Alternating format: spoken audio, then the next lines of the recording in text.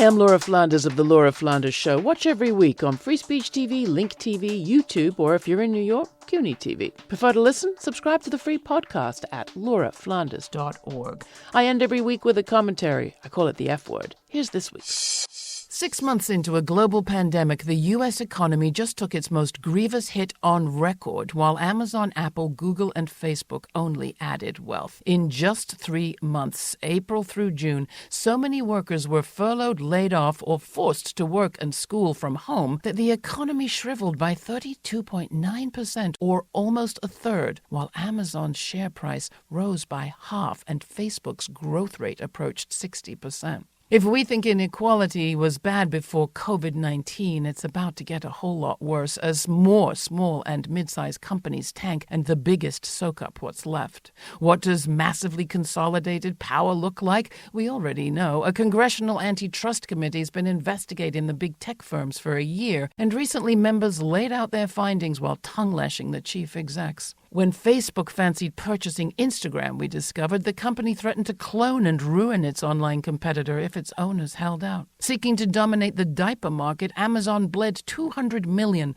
to undercut diapers.com, and immediately after killing them off, Amazon jacked up the price. Now in her district, the lines for diapers at the food pantries are second only to the lines for food, reported Representative Mary Gay Scanlon of Philadelphia.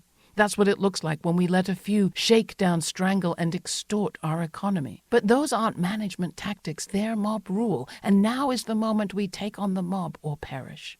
Can we regulate our way out of this level of inequality, tax the spoils perhaps? Jeff Bezos' wealth apparently grew by $11 million while he sat before Congress mumbling at his desk. Even if it were possible for our valiant antitrust legislators to survive and win congressional support, it's going to take more than a raft of new rules or a tweak of the tax code to tackle this sort of runaway power and compound growth. The U.S. failure to control the virus is shaking our economy to the core. Only massive government payouts stopped the bottom dropping out.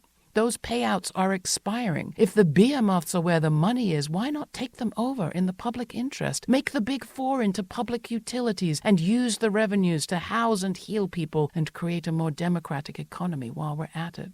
The COVID-19 virus is wreaking fundamental damage. The inequality virus demands a similarly fundamental change in approach. Thanks for listening. I'm Laura Flanders. You can watch our discussion of big tech, its threats and its promise at lauraflanders.org, and sign up there for our newsletter or subscribe to our podcast.